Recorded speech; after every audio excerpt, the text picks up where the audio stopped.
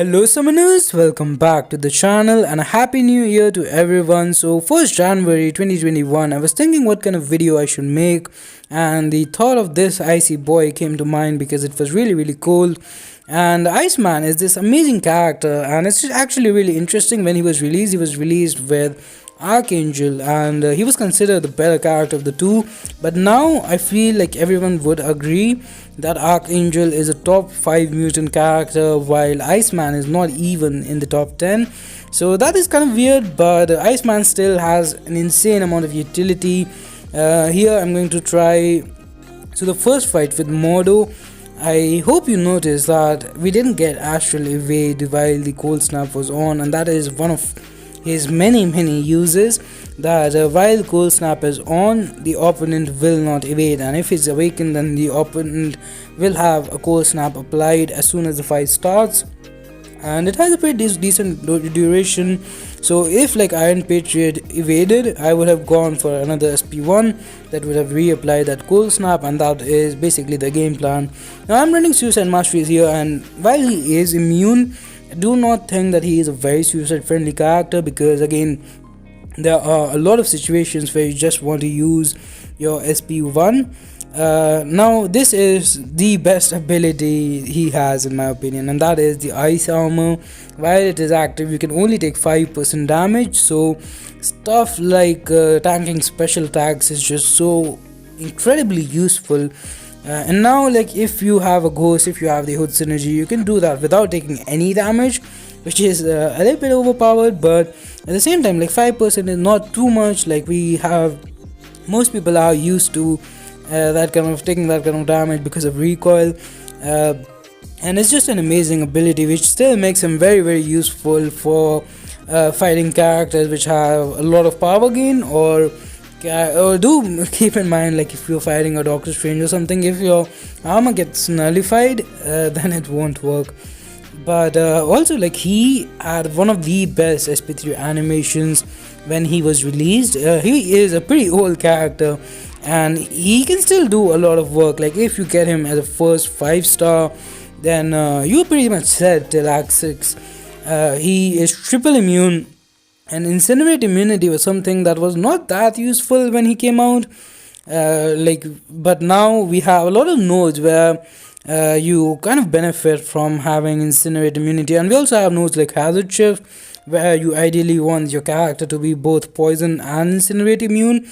And I think only 3 characters fit that description: Iceman, Mephisto, and Red Hulk. So yeah, that is something. Red Hulk? Yeah, Red Hulk is Incinerate immune. Never mind. I got confused between Frostbite, Cold Snap immunity as well.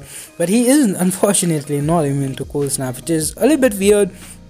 But anyways, so evade counter covered, and we have talked about the Ice Armor and how you can tank multiple special attacks. But even otherwise, like the damage output, if you can stack those frostbites and then use your heavy attack to detonate them, you can get some pretty decent damage out of this guy. And like right now, because it is all or nothing, I will go for a lot of intercepts, and he can't use his special attack, so we're pretty much safe.